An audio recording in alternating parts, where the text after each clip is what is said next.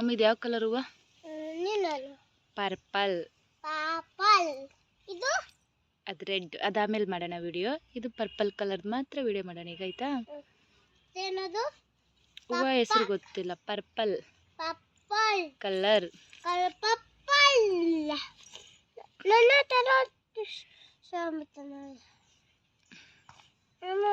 ನೋಡಿ ಯಾವ ಥರ ಇದೆ ಗಿಡ, ಯಾವ ಥರ ಇದೆ ನೋಡಿ.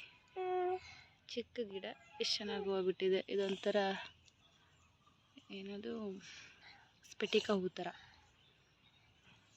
ಇದೇನದು?